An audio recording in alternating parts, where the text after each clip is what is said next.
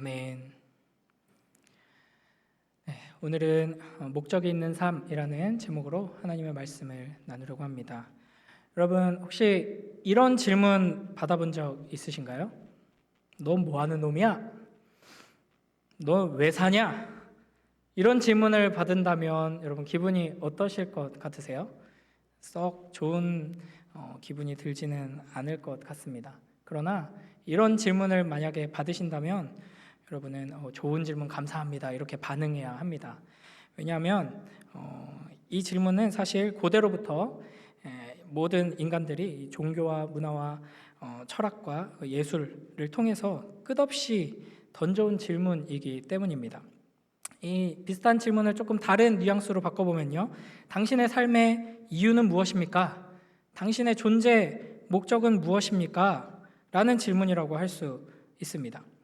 인류 역사상 수많은 사람들이 다양한 방식으로 이 질문에 대해서 답해왔지만 제대로 된 정답은 당연히 성경을 통해서, 하나님의 말씀을 통해서 우리가 들을 수 있겠죠. 여기 모니터가 무대에 전혀 안 나오는 것 같은데 좀 부탁드립니다. 여러분 웨스트민스터 소요리 문답 배워보셨나요?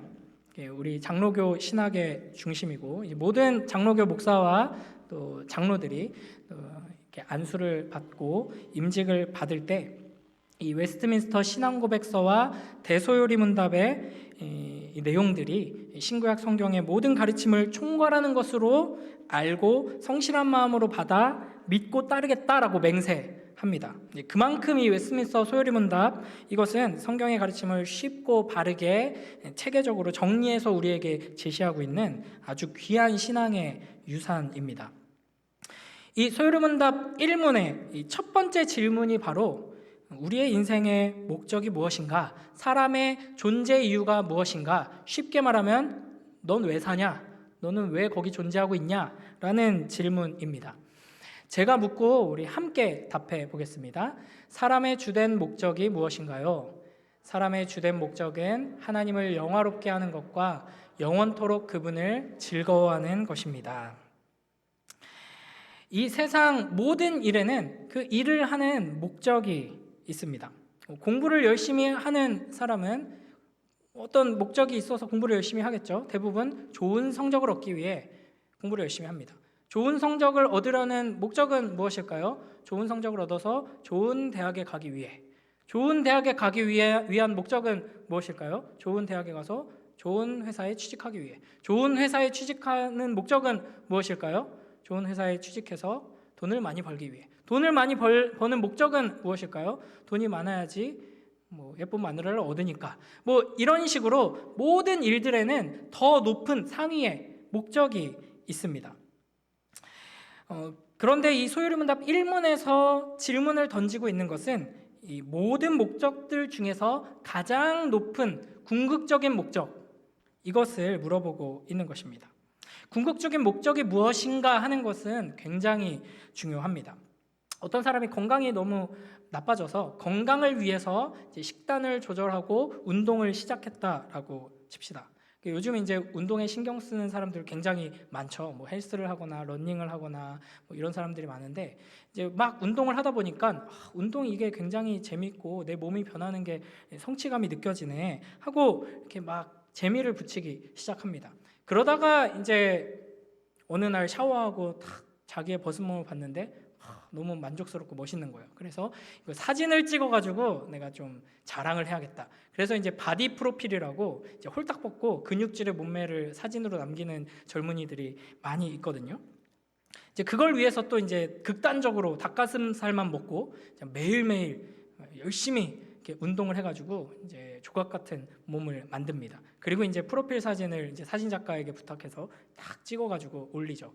근데 이 바디 프로필을 찍은 사람들 많은 경우가 이걸 찍고 나서 다시 이제 예전 몸으로 돌아가는 경우가 많고, 워낙 극단적으로 근육질의 몸매를 만들려다 보니까 이제 근육은 아름답게 붙는데 건강 자체는 굉장히 상하는 일이 많다고 합니다. 그러니까 원래 궁극적인 목적은 내가 건강을 회복해야 돼, 건강해져야 돼 였는데 건강을 위해서 식단을 조절하고 운동을 하고 하다가 보니까 이 진짜 목적인 건강은 잃어버리고 근육질의 몸만 남았다 하는 것이죠.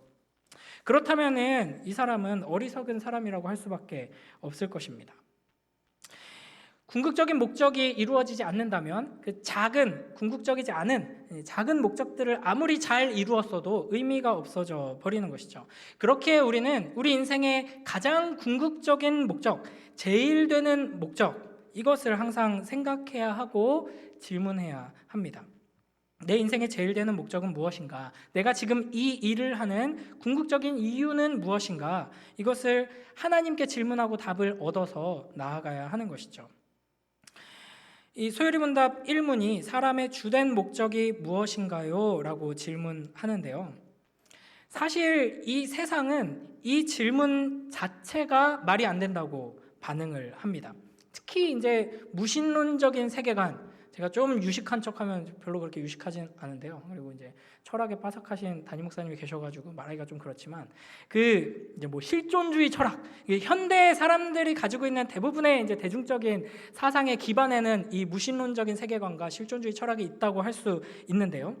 이런 사상에 기반한 현대의 대부분의 문화는 인간이라는 존재에게 어떤 목적이 있다라는 개념 자체를 거부합니다. 그래서 오늘은 이 하나님께서 성경을 통해 말씀하시는 우리 인생의 목적, 삶의 이유, 존재의 의미가 무엇인가 이것을 구체적으로 이야기하기에 앞서서 우리의 삶의 목적이 있다는 것, 이것 자체가 하나님께서 영원하고 아름다운 목적을 가지고 우리를 창조하셨고 구원하셨고 인도하고 계신다 하는 것 자체가 얼마나 영광스럽고 복된 것인지를 이야기해보려고 합니다. 그래서 세 가지 주제를 살펴보려고 하는데요. 먼저 첫 번째, 목적이 있는 삶은 자유롭다. 우리 함께 읽어볼까요? 시작. 목적이 있는 삶은 자유롭다. 무신론적인 세계관의 근거에서 생각해보면 이 세상 모든 것들은 우연히 존재하는 것들이죠. 우주도 그렇고 생명도 그렇고 나도 그렇고 모든 것이 그렇습니다. 그렇기 때문에 어떤 의도나 목적이 없죠. 나는 어떤 용도를 가지고 지음받은 존재가 아닙니다. 나는 그냥 우연히 생겨났을 뿐이고요. 내 인생의 주인은 나죠. 옳고 그름의 기준은 나입니다. 각자가 이건 옳아, 이건 안 돼, 이건 좋아, 이건 나빠, 이거를 결정하고 그거에 따라 살아가면 되는 것이죠. 그러니 왜 사는지는 스스로가 답해야 하고 스스로가 만들어내야 합니다. 내가 정하는 것이죠. 그러니까 누군가에게 물어보거나 답이 어디 있는지 찾는 것은 어리석다라고 이야기합니다. 그러나 잘 생각해보면 이 세상의 모든 만들어진 것들은 용도가 있죠. 누군가 시계를 만들었다면 이 시계는 시간을 정확하게 알기 위해서 만든 도구입니다. 그렇다면 이 시계가 좋은 시계냐 나쁜 시계냐를 판가름하는 기준은 이 시계가 만들어진 그 용도에 맞게 잘 작동하고 있느냐, 그 역할을 잘 감당하고 있느냐가 되겠죠. 그러나 이제 인간은 지음받은 물건이 아니야. 그냥 우연히 생겨났을 뿐이지 인간을 만든 창조주 따위는 없어 라고 생각한다면 인간에게 존재의 목적이 있다는 말도 말이 안 되는 거야 라고 반응할 수밖에 없게 되는 것이죠. 그러나 성경은 우리는 하나님께 지음받았고 우리의 존재에는 분명한 목적이 있다라고 말씀하십니다. 우리 골로새서 1장 15절 16절 말씀 한 번 더 읽어보겠습니다. 시작.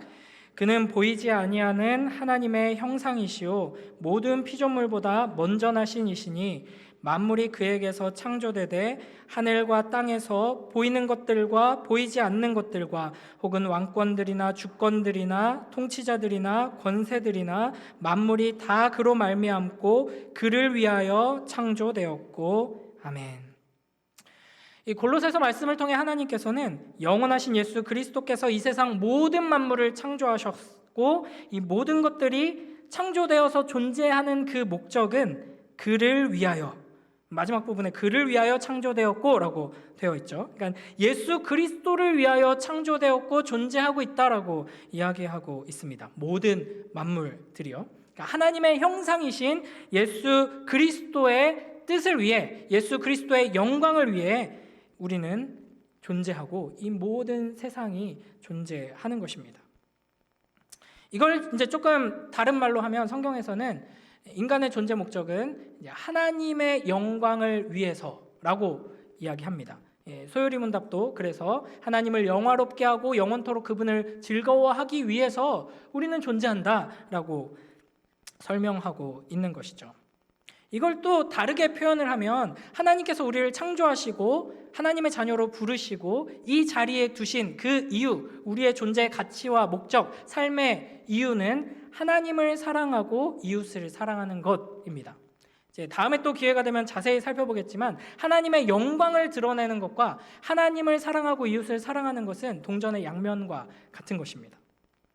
그러니까 우리는 하나님의 형상대로 지음받아서 하나님께 사랑을 받아 그 하나님께 받은 사랑을 하나님께 돌려드리고 그 사랑으로 서로 사랑하는 것을 통해 하나님의 얼마나 영광스러운 분이신지를 영원히 나타내고 영원히 높이고 그 사랑을 영원히 누리도록 지음받은 존재다라는 것이죠. 그러나 창조를 인정하지 않고 모든 것이 우연히 생겨났을 뿐이다 라고 생각하는 사람들, 창조주 하나님이 아니라 우연과 무한에 가까운 어떤 확률을 믿는 사람들은 인생의 목적이 정해져 있다라는 말 자체가 이상하고 어리석을 뿐 아니라 굉장히 폭력적인 것으로 느껴집니다. 굉장히 불편해하죠. 그래서 이런 식의 메시지에 반감을 가지게 됩니다. 하나님께서 너의 존재 목적은 이것이야 라고 지정해 주시는 것이 하나님 굉장히 폭압적인 분이신데 이렇게 느껴지게 한다 하는 것이죠. 반면에 이제 내 인생의 주인은 나고 내 인생의 가치가 어디에 있는지, 나는 왜 사는지, 왜 존재하는지 그건 내가 정해, 내가 정할 거야 라고 하는 태도가 우리에게 자유를 준다라고 생각을 합니다. 그런데 정말 그럴까요? 오늘 이 설교의 첫 번째 주제가 목적이 있는 삶은 자유롭다입니다. 그러니까 이게 반대라는 것이죠. 목적 따위는 없고 그냥 내가 내 마음대로 정해서 살아가면 돼라고 내버려 두는 것이 자유로운 것이 아니라 오히려 하나님께서 우리를 창조하셨기에 하나님께서 우리의 목적을 정해 놓으셨다라는 것을 믿고 그 목적 안에 있는 사람이 참된 자유를 누리게 된다 하는 것입니다. 선택의 심리학이라는 책을 쓴 베리 슈어츠라는 학자가 이렇게 말합니다. 선택의 자유는 때로는 우리를 더 무력화시킨다.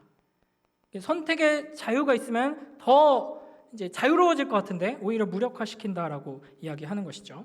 유명한 철학자 에리 프롬도 자유로부터의 도피라는 책을 썼는데요. 어려운 책이어가지고 제가 다 이해는 못하지만 여기서 이제 주장하는 바 중에 하나는 인간은 본성적으로 내가 모든 것을 내 마음대로 스스로 결정하는 상태에 놓이는 것을 달가워하지 않는다. 그걸 자유롭다고 느끼지 않고 오히려 되게 불안해한다. 그래서 인류 역사 속에서 계속해서 강력한 권력을 가진 독재자들이 지지를 받고 사람들의 투표에 의해서 당선되고 이런 일들이 일어나는 거다라고 이제 평가를 하거든요. 지금 세계 정세나 뭐 우리나라의 현실이나 뭐 이런 것들을 보면은 굉장히 권력이 이제 분산되고 이런 지도자보다는 힘 있는 지도자가 좀 일을 제대로 좀 해줬으면 좋겠다 막 이런 걸 원하는 사람들이 상당히 많은 시대를 지금도 살아가고 있잖아요.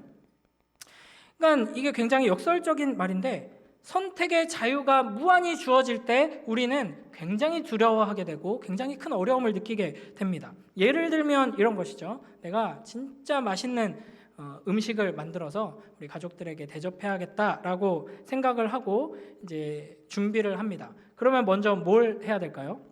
식재료를 사야겠죠. 그러면은 내가 하고자 하는 음식에 알맞는 식재료가 뭔지를 파악해야 되고 그 어디서 파는지 알아야 합니다. 평소에 요리를 계속 하시는 분들이라면 이게 쉽겠지만 요리를 잘 안 해본 사람이라면 일단 어디 가서 사야 하는지 일단은 모든 거 다 파는 대형 마트를 가자 하고 마트를 갑니다. 그러면은 종류가 너무나도 많죠. 이게 양배추랑 양상추랑 차이가 뭐지? 막 헷갈리기 시작하고 뭐 굴소스를 넣어야 되는데 굴소스가 어디 있나 찾아보면 굴소스 메이커가 한두 개가 아닙니다.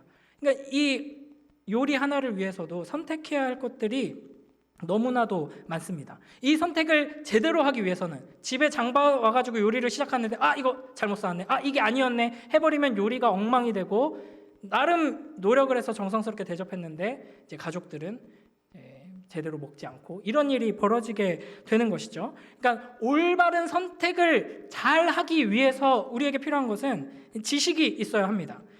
더 분명히 잘 선택하기 위해서는 어떤 여러 가지 지식 그리고 더 나아가서 경험이 있어야 하죠.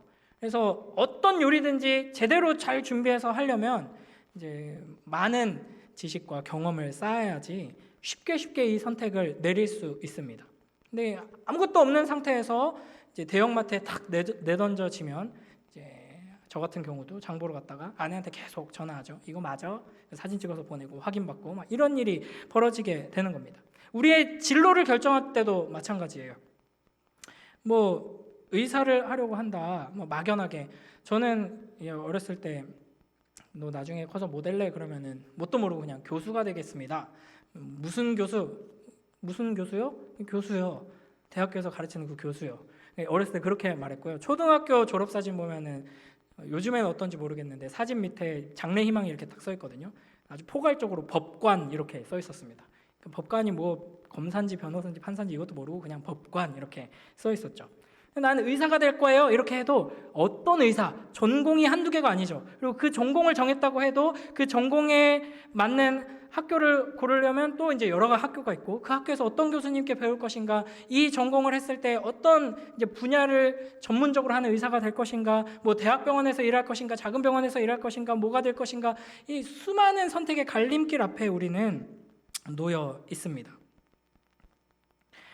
우리 앞에 너무나도 다양한 가능성들이 열려 있기 때문이죠. 심지어는 지금 내가 아주 신중하게 최선을 다해서 이제 정보를 모아서 최고의 선택을 내렸다고 하더라도 이 세상이 또 어떻게 변할지 모릅니다. 그렇게 우리의 인생의 목적, 그건 네가 알아서 정하고 네가 주인이니까 네가 결정해라 라고 우리가 내던져지는 것은 어떻게 보면 우리에게 무한한 자유를 주는 것처럼 보이지만 사실은 우리를 굉장히 어렵게 만들고 올가매는 것이라는 것이죠. 인생의 목적을 내가 실수 없이 제대로 정하기 위해서는 먼저 나를 알아야 하고, 인간의 인생이라는 것이 무엇인가 알아야 하고, 내가 살아가는 이 사회가 어떤 사회인지 알아야 하고, 함께 살아가는 인간들이 어떤 존재인지를 알아야 하고, 더 나아가서는 미래를 좀 예측할 수 있어야 하는 것이죠. 그러나 우리는 인생에 대한 지식이 너무나도 부족합니다. 욥기 32장 9절 말씀 우리 함께 읽어보겠습니다. 시작. 어른이라고 지혜롭거나 노인이라고 정의를 깨닫는 것이 아니니라. 아멘. 나이가 많으면 많을수록 연륜이 쌓이고 지혜가 깊어지고 사람의 성품이 더 성숙해져 가면 너무나도 좋겠죠. 우리 교회 어르신들을 보면 그런 분들이 대부분이지만 사실 나이가 많다고 인생을 다 아는 것이 아닙니다. 이 체력이 약해지시고 총기가 떨어지는 것이 너무나도 안타깝고 속상한 어른들이 계세요. 그러나 젊은이들보다도, 심지어는 어린이들보다도 더 판단력이 흐려지는 어른들도 있습니다. 또 이제 세상이 너무나도 빨리 변하기 때문에 어릴 때뿐만 아니라 나이가 들어서도, 노인이 돼서도 계속해서 겸손히 배우고 익히고 하기 위해서 애써야 하는데, 젊을 때도 열심히 안 하고 나이 들어서도 열심히 안 하면서 이제 한심한 모습으로 늙어가는 사람들이 많이 있죠. 그러면 젊은이들은 지혜롭고 다 아는가? 젊은이는 더 모르죠. 우리의 인생을, 이 세상을, 나 자신을 제대로 아는 분은 오직 우리의 창조주이신 하나님 뿐이십니다. 우리를 지으시고 이 세상을 지으시고 목적을 가지고 창조하신 그 하나님만이 아신다 하는 것이죠. 그래서 팀 켈러 목사님이 이렇게 말했습니다. 한번 들어보세요.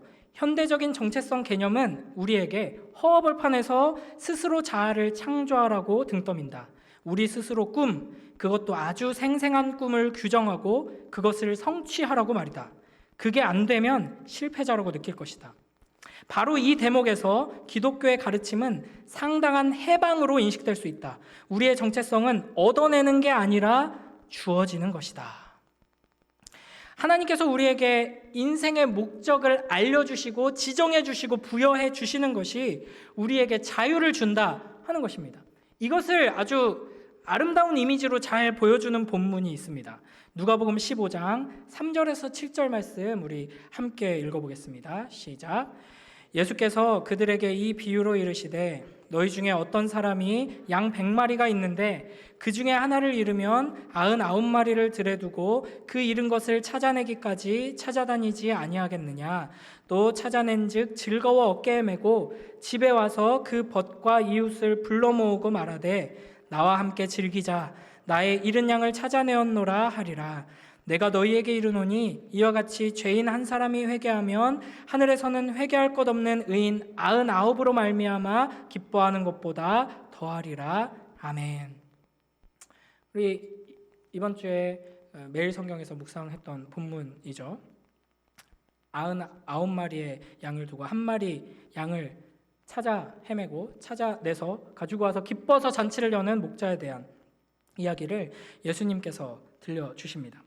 우리는 양이라고 하면은 아주 하얗고 연약하고 소중하고 사랑스러운 어떤 동물을 떠올립니다. 제 아내가 이제 학교에서 근무할 때 닉네임이 하양 선생님이었거든요.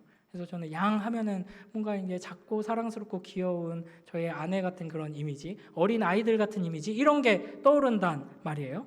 그러나 1세기 당시 예수님을 통해서 이 어린 양을 찾아오는 목자에 대한 이야기를 듣는 사람들의 이미지 안에서 양은 욕에 더 가깝습니다. 그러니까 지금으로 치면 우리는 어떤 동물을 주로 욕으로 쓰죠? 그 입모양 크게 하신 분이 있어서 깜짝 놀랐는데요. 크게 하시면 안 됩니다. 개의 작은 새끼, 그거를 우리는 욕으로 쓰잖아요. 이 당시 사람들은 어린 양, 영어로 이제 sheep, 새끼, 그걸 이제 욕으로 쓰는 거거든요. 그러니까 이 어린 양은 어떤 존재인가? 아주 고집세고 연약한데 자기 뜻대로 막 하려고 하고 뭐 공격 무기도 없고 방어 무기도 없고 답이 없는 존재입니다. 그래서 오랫동안 실제로 양을 치던 목자였던 필립 켈러라는 분이 양과 목자라는 책에서 이렇게 말합니다. 하나님이 우리를 양이라 부르기로 하신 것은 우연이 아니다. 양과 인간의 행동은 여러 가지 면에서 비슷하다. 두려움과 소심함, 완고함과 어리석음, 군중심리와 삐뚤어진 습관이 모두 비슷하다. 그래서 예수님의 이 비유 이야기 속에서뿐 아니라 성경에서는 양을 이런 이미지로 계속 그려냅니다. 이사야 53장 6절 우리 함께 읽어볼까요? 이사야 53장 6절입니다. 시작.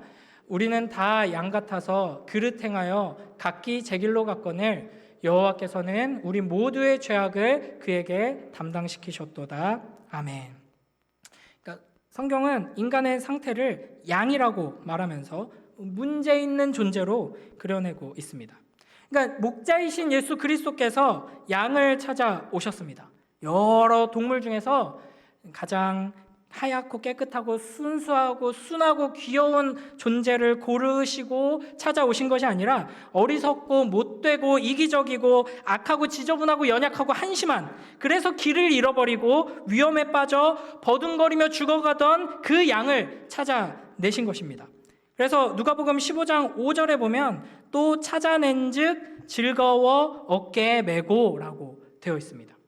요즘은 그런 그림 잘 찾아볼 수가 없는데 어떤 뭐 이렇게 교회 벽이나 어떤 성화 같은 데 보면은 이제 젊은 잘생긴 예수님이 양을 이렇게 들쳐업고 이렇게 길을 가고 있는 그림이 있죠.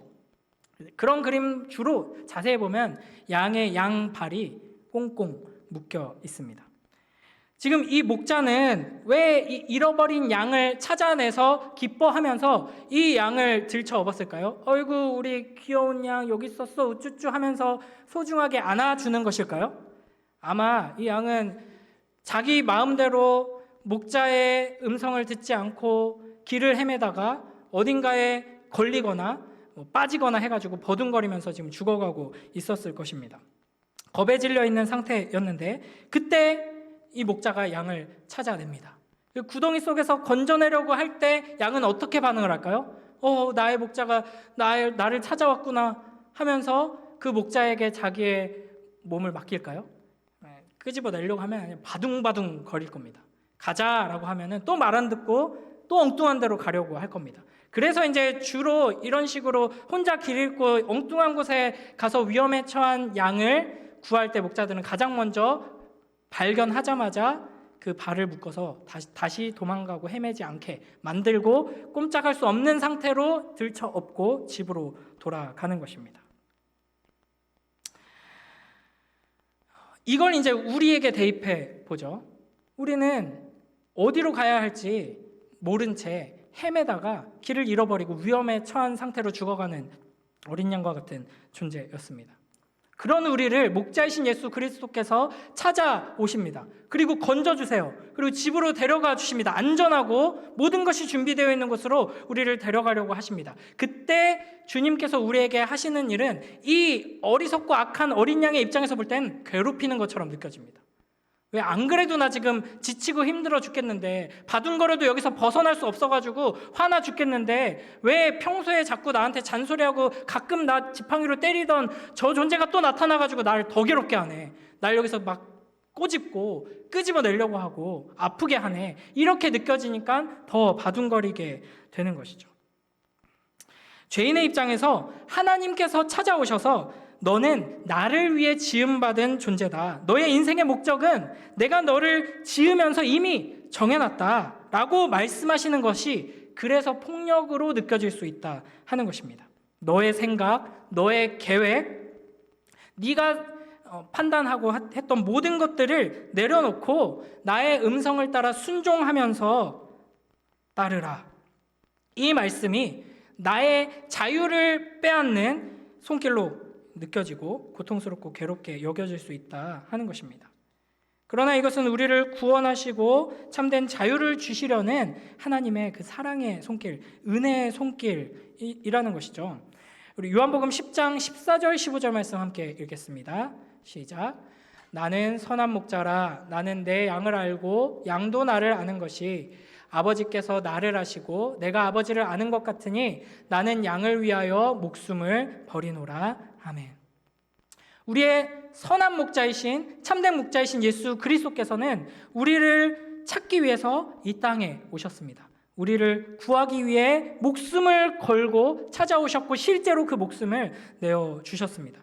우리가 하나님께 너무나도 소중하고 가치 있는 존재이기 때문에 그 아들이 우리에게 왔다라고 성경은 말씀하고 계십니다.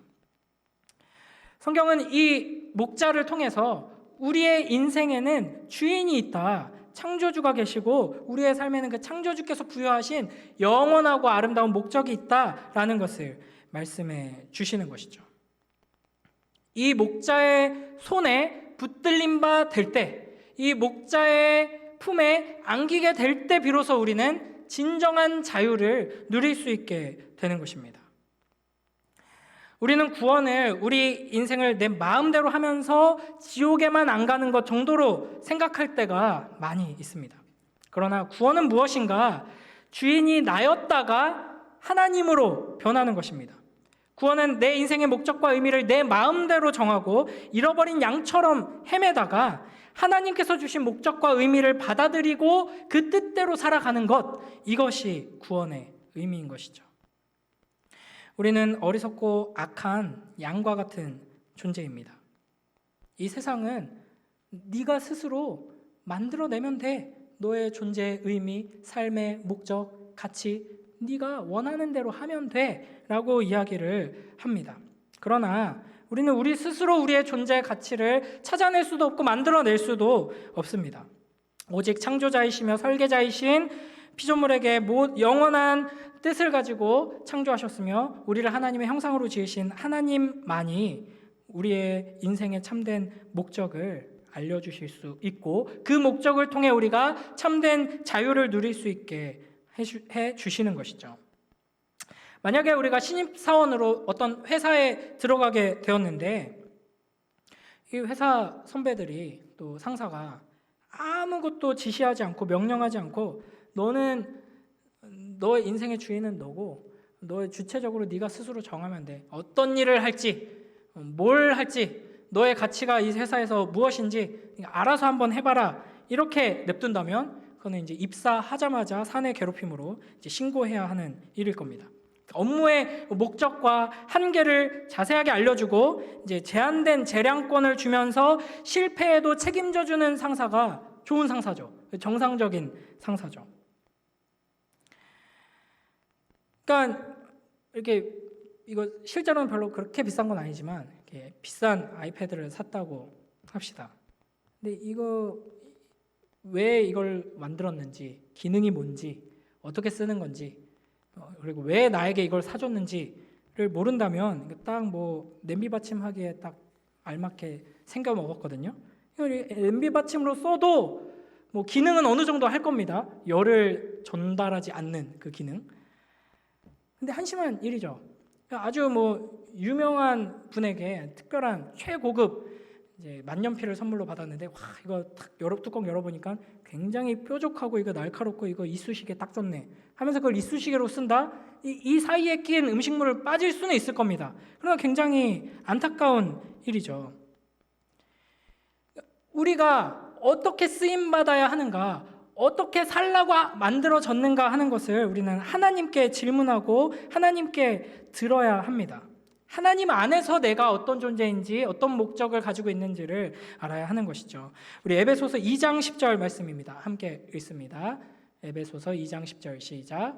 우리는 그가 만드신 바라 그리스도 예수 안에서 선한 일을 위하여 지으심을 받은 자니 이 일은 하나님이 전에 예비하사 우리로 그 가운데서 행하게 하려 하심이니라. 아멘.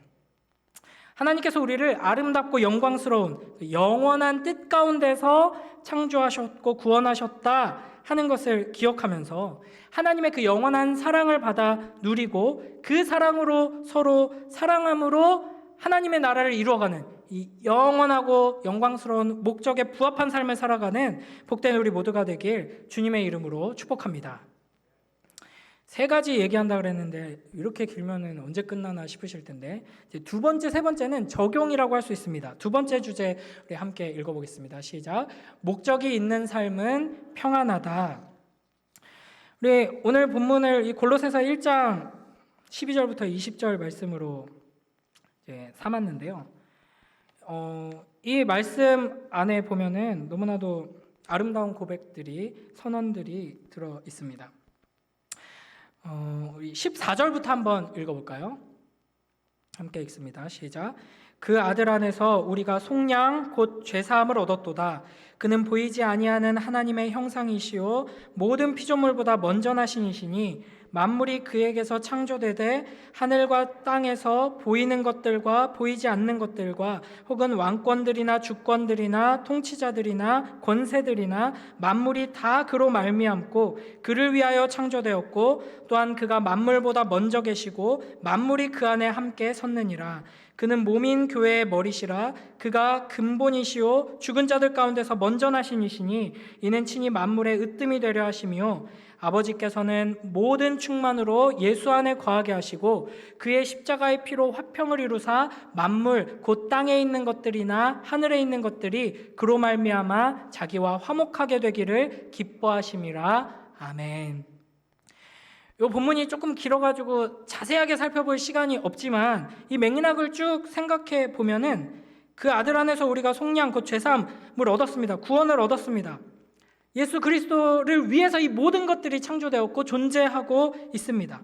그래서 예수 그리스도의 그 영광을 위해 하나님의 뜻을 위해 지음받은 우리를 하나님께서는 창조하시고 구원하셔서 어떤 일을 이루시는가를 이 본문이 아름답게 이야기하고 있습니다.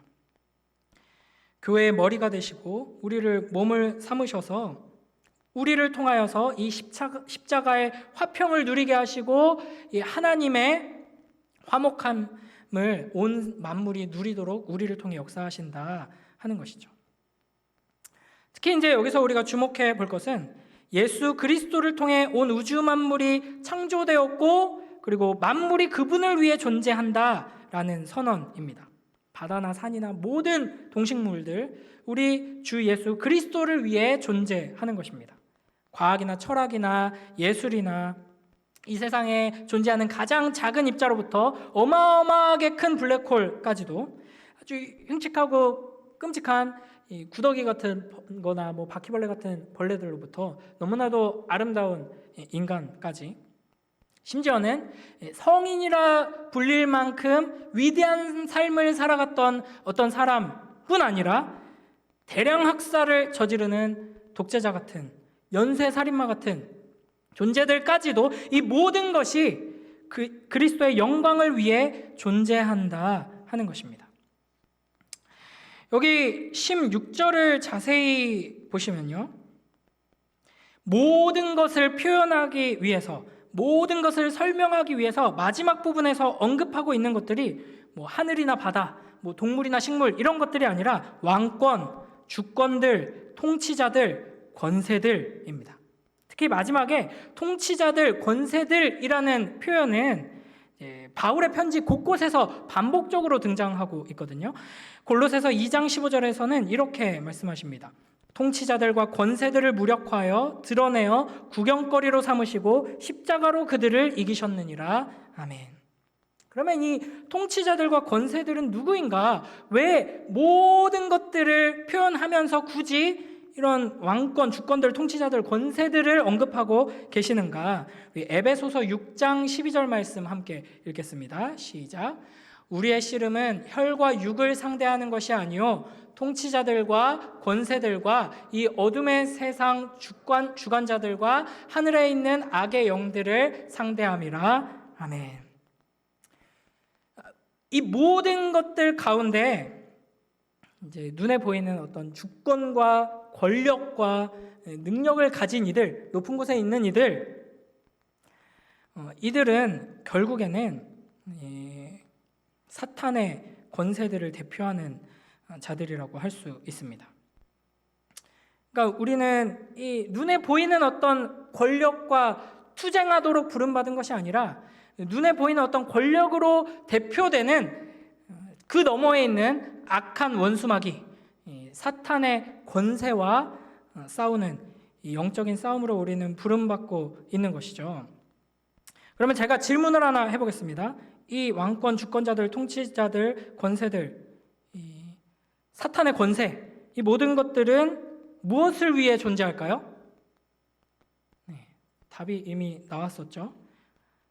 주께서 주님의 영광을 위해 창조하신 것이다 라고 골로새서는 분명하게 말하고 있습니다. 그러니까 우리 눈에 볼 때는 하나님의 창조와 구원의 역사, 교회의 영광, 하나님 나라의 가장 큰 걸림돌이 되고 그것과 가장 멀리에 있는 것처럼 보이는 이 세상의 권세들마저도 결국에는 예수 그리스도께서 창조하셨으며 예수 그리스도의 영광을 위해 존재하는 것이다 라고 분명히 말씀하시는 것입니다. 그러니까 우리는 이 관점을 바꿔야 합니다. 악한 원수마귀가 활개치는 이 세상, 죄악으로 가득 찬 이 비참한 우리의 현실을 우리는 살아가는데 두려워하지 말라는 것이죠. 우리가 살아가는 인생길 속에서는 온 사방에서 거짓된 가르침들, 악한 자들을 미혹하는 메시지들, 분노와 분열을 조장하는 세력들이 가득합니다. 그러나 그 모든 것마저도 주님으로 말미암고 주님을 위해 창조된 것이다. 이것을 우리는 잊지 말아야 합니다. 악한 원수마귀는 우리가 하나님께 받은 이 영광스럽고 아름다운 궁극적인 목적을 잃어버린 채 당장의 눈앞에 작은 목적들만 이루면서 살아가도록 하기 위해서 우리를 계속해서 유혹하고 공격하고 흔들어 댑니다. 이 구원의 완성까지, 하나님 나라의 완성까지 이르는 이 항해길에서 이와 같은 사탄의 수많은 파도와 바람이 우리가 타고 있는 이 배를 흔드는 것이죠. 이때 우리에게 필요한 것은 이 모든 것까지도 다 하나님의 주권 아래 있고 하나님의 영광을 위해 창조되고 존재하는 것이다 라는 신앙 고백입니다. 그러므로 우리는 담대히 말씀을 붙들고 우리의 존재 목적에 합당한 삶을 살기 위해 순종하며 나아가야 하는 것이죠. 그러니까 악한 원수마귀가 하나님의 영광을 무너뜨리기 위해서 좀 더 직접적으로는 교회의 이 사역들을 방해하고 무너뜨리기 위해서 막 공격한다, 어떤 일을 벌인다, 그런 현실을 우리가 볼 때 우리의 즉각적으로 나오는 반응은 어떻게든 이 악당들을 물리쳐야겠다, 이 문제를 해결해야겠다라는 방향으로 가기가 쉽습니다.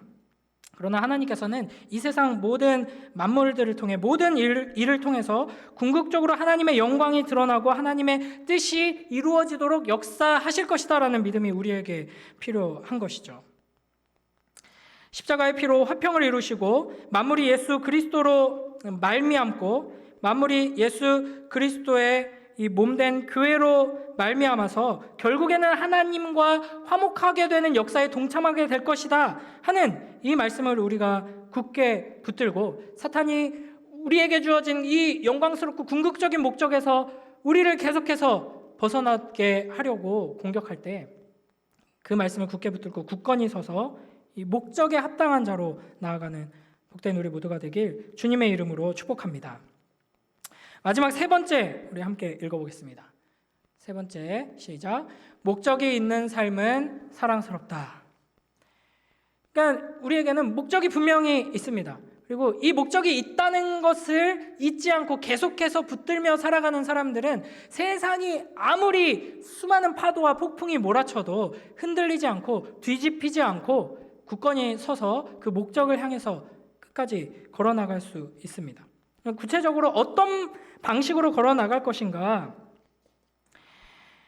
하나님께서 우리를 부르신 그 이유는 사랑이라고 했죠. 하나님께서는 사랑을 모르는 사랑스럽지 않은 우리를 사랑으로 품으시고 사랑으로 채우셔서 사랑스럽게 만드시고 사랑스럽지 않은 이 세상을 우리를 통해 사랑스럽게 변화시키길 원하십니다. 그러니까 결국 이 영원한 목적 안에서 사랑을 하기 위해 힘쓸 때 우리는 흔들리지 않고 이 복된 길을 나아갈 수 있고 승리할 수 있다 하는 것입니다. 마지막 요한복음 13장 34절 말씀 함께 읽겠습니다. 시작. 새 계명을 너희에게 주노니 서로 사랑하라. 내가 너희를 사랑한 것 같이 너희도 서로 사랑하라. 아멘. 사랑을 향해 나아가는 삶, 예수님을 닮아가는 삶, 여기에 영광이 있습니다. 이것이 우리에게 주어진 삶의 목적이고 존재의 가치인 것이죠. 우리는 뭐 사회적으로도 그렇고 국제적으로도 그렇고 굉장히 혼란스럽고 이제 복잡하고 참 답답한 시기를 지나가고 있습니다. 하나님의 나라가 무너지고 교회가 힘을 잃고 이 사회가 망가지고 뒷걸음질 치는 것처럼 보이는 이때, 그래서 우리는 어떤 비상적인 조치를 취해야 할 것처럼 막 이제 생각이 들곤 하죠. 이때 믿음으로 주님을 의지하며 사랑하고 용서하고 서로를 위해 기도하고 서로를 섬기고 함께 모여 예배드리고 교회를 세워가고 하나님을 더욱 알아가기 위해 힘쓰고 예배 가운데 은혜를 누리기 소망하면서 공동체를 통해 소그룹을 통해 하나님의 사랑을 경험하고 맛보기를 이제 힘쓰면서 모이게 힘쓰면서 이 사랑을 또 어떻게 내가 실천하고 조금이라도 더 예수님을 닮아갈까 고민하면서 그렇게 노력하는 것, 이런 삶이 도대체 어떤 의미가 있는가 이렇게 혼란스럽고 답답해지기가 쉽습니다.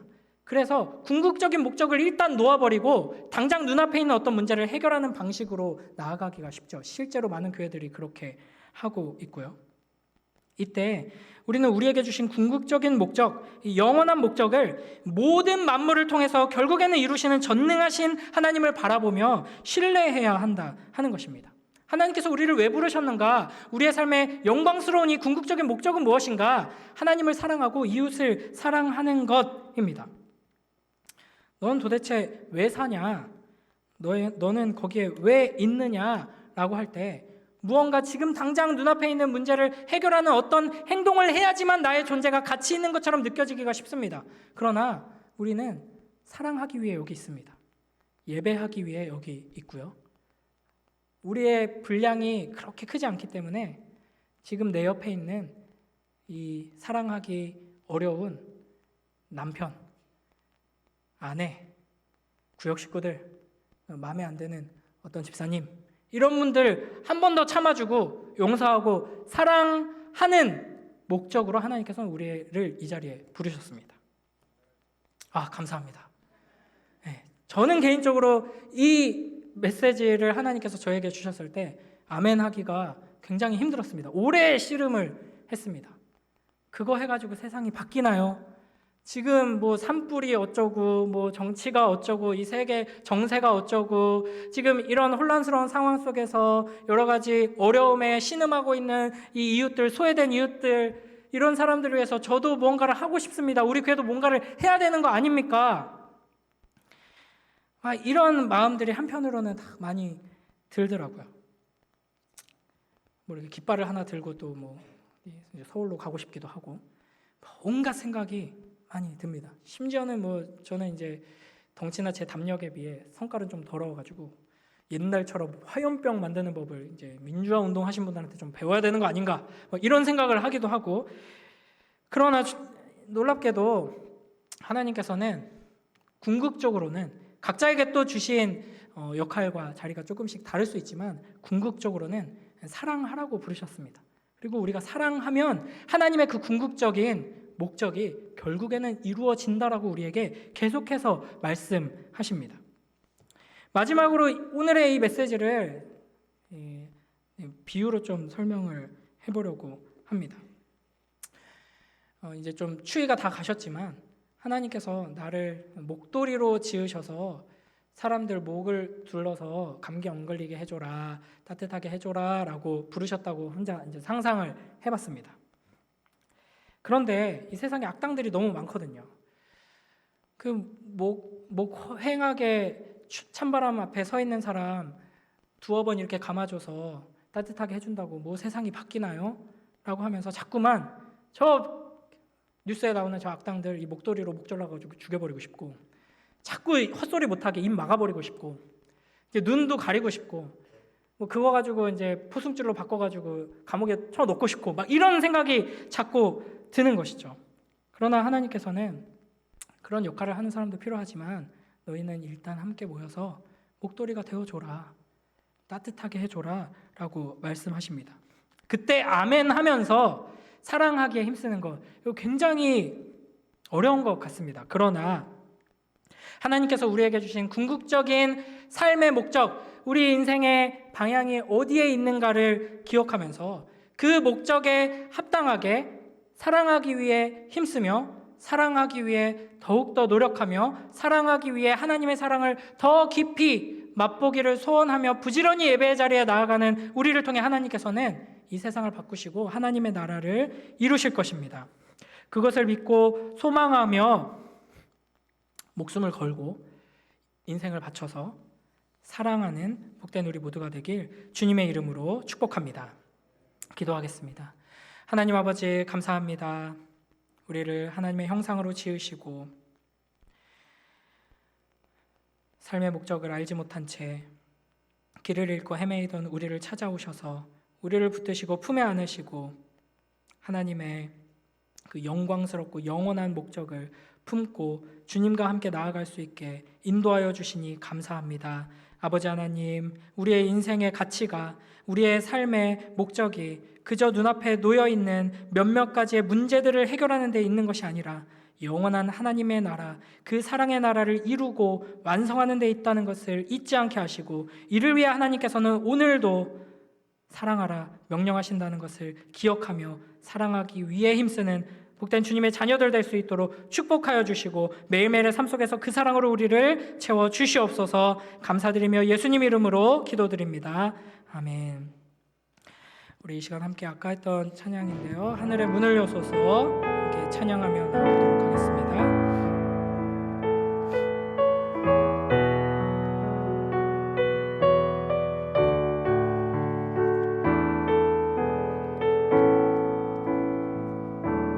문을 여소서, 하늘의 문을 여소서, 이곳을 주목하소서. 주를 향한 노래가 꺼지지 않으니 하늘을 열고 보소서. 이곳에 임재하소서, 이곳에 임재하소서. 주님을 기다립니다. 기도의 향기가 하늘에 닿으니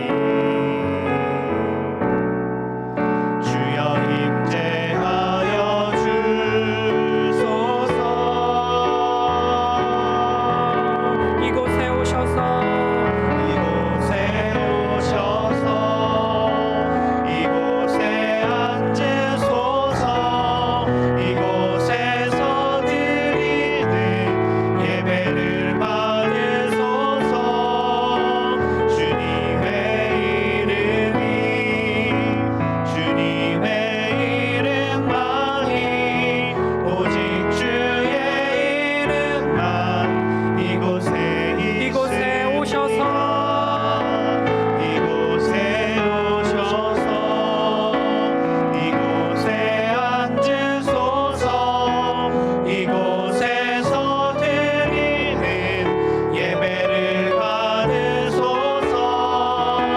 주님의 이름이 주님의 이름만이 오직 주의 이름만 이곳에 있습니다.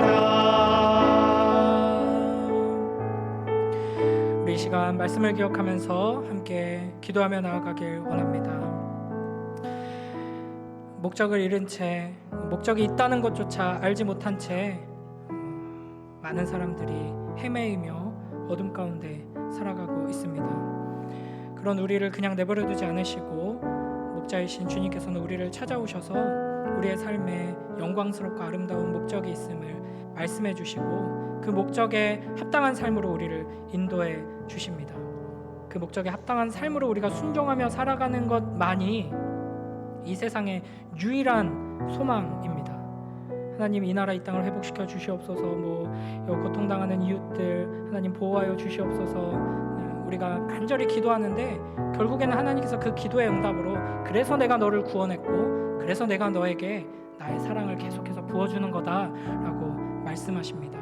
이 시간 우리 함께 기도할 때 주님, 하나님께서 우리에게 주신 그 영원하고 영광스러운 목적을 우리가 더욱 사랑하게 하시고 그 목적에 합당한 삶을 살아갈 수 있도록 은혜를 베풀어 주시옵소서. 참된 자유를 누리며 이 혼란스러운 세상 속에서 평안함 가운데 걸어가게 하시고 담대함을 누리게 하시고 사랑으로 승리하게 우리를 사용하여 주시옵소서. 우리를 축복하여 주시옵소서. 주여 한번 외치고 기도하며 나아가도록 하겠습니다. 주여.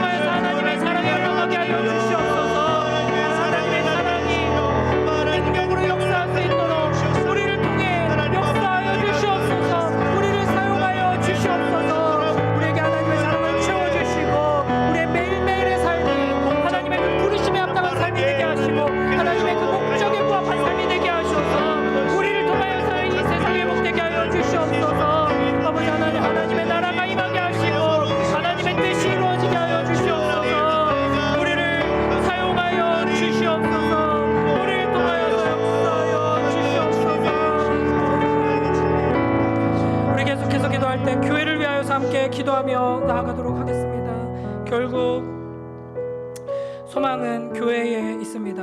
우리의 미랄교회를 주님께서 붙들어 주시고 축복하여 주시옵소서. 모든 예배마다, 모든 집회마다, 모든 모임마다 하나님의 은혜로 충만케 하시고 하나님의 은혜 안에서 말씀을 따라 순종하며 사랑으로 전진하는 교회 되게 하여 주시옵소서. 예배 가운데 성령으로 충만히 임하시고 설교자에게 기름 부으시고 찬양과 기도와 모든 것으로 섬기는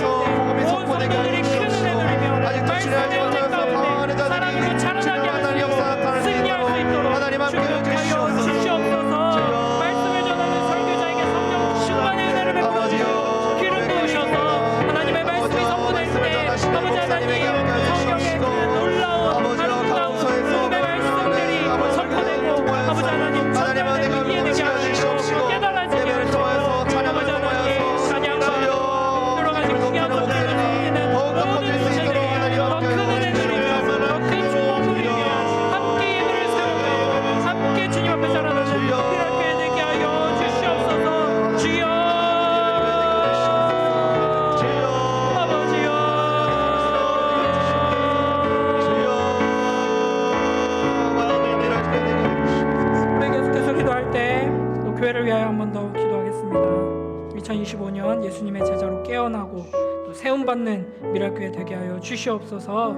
우리 함께 기도하길 원합니다. 이 일을 위하여 세우신 우리 송민호 목사님 성령 충만으로 붙들어 주시고, 우리 장로님들 또 교역자들 모든 권사님들 안수 집사님들 직분자들이 감사와 기쁨으로 교회를 섬기며 사랑 안에서 자라날 수 있도록 축복하여 달라고, 그 맡은 바 사명에 합당한 지혜와 능력과 기쁨을 주님께서 허락해 달라고 우리 함께 기도하길 원합니다.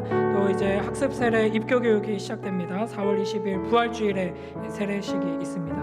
또 큐티 실습 또 소그룹 훈련을 모집 중이고, 또 이제 신혼부부 모임도 시작됩니다. 또 4월에는 고난주간 특세 중직자 워크숍 등도 계획되어 있습니다.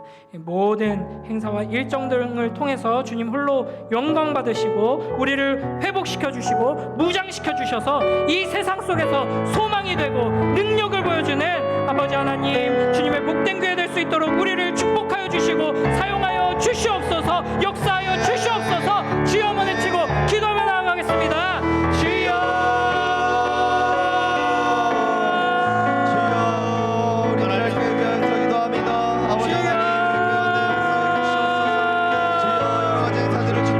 예수님의 제자로 깨어나고 세움받는 교회 되게 하여 주시옵소서. 예수님의 제자를 깨우고 세우는 교회가 되게 하여 주시옵소서. 이 일까지 세우신 송민호 목사님 성령 충만으로 붙들어주시고 영육간의 강건함으로 붙들어주시고, 아버지 하나님, 하나님의 말씀을 바르게 전할 수 있도록 주님께서 역사하여 주시옵소서.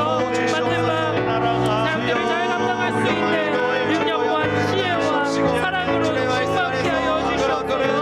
귀한 장로님들 성령 충만으로 붙들어주시고 모든 일 가운데 기름 부으시고 삶의 모범이 되게 하시고 그 가정의 평안함을 허락하여 주시옵소서.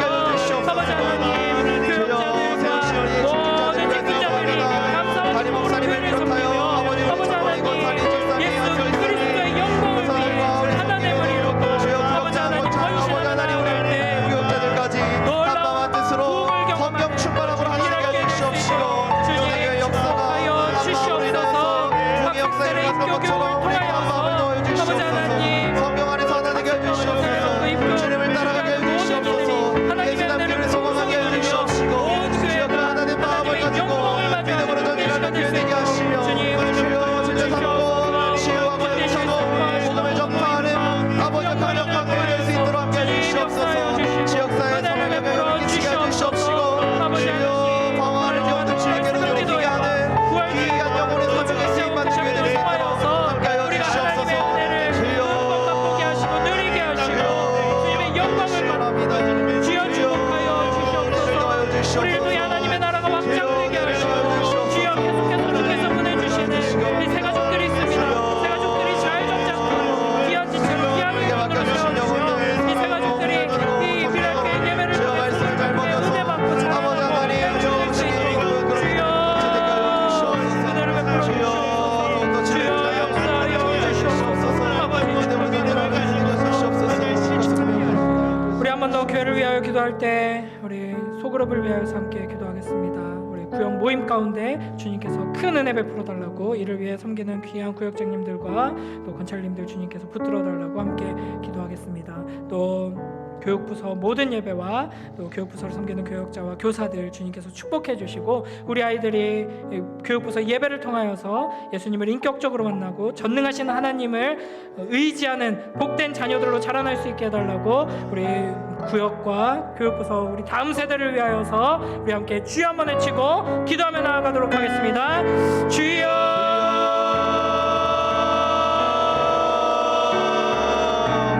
아버지 하나님, 우리 교육부서 우리 다음 세대의 소망 아버지, 주여 우리 사랑하는 자녀들을 위하여서 기도합니다. 주여 우리 자녀들이 어렸을 때부터 주님을 만나게 해주시옵시고, 주님과 인격적인 만남과 교제가 있게 해주시옵소서. 주님 앞에서 내가 죄인임을 깨닫게 해주시옵시고, 아버지여 예수 받기는 소망이 없음을 아버지여 지식으로만 하는 것이 아니라 믿음의 자리까지 나아갈 수 있도록 하나님 역사해 주시기 원합니다. 성경의 불을 내려주시옵소서. 회개하는 영을 내려주시옵소서. 주여 그리스도를 붙잡게 하여 주시옵소서. 주여 눈을 들게 하여 주시옵소서. 그리스도를 보게 하여 주시옵소서. 그리스도를 향해 나아가게 하여 주시옵소서.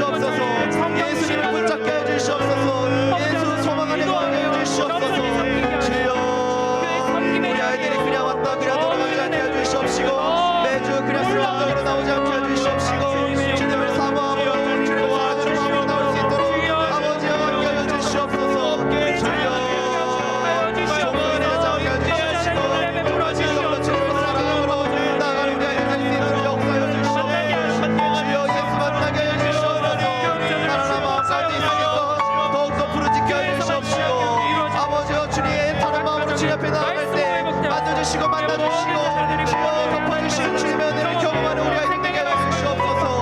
주여 말씀을 통하여 역사해 주시옵소서. 매주일 선포되는 말씀 통하여서 우리 아이들이 주님 만나게 해 주시옵소서. 주여 함께해 주시옵소서.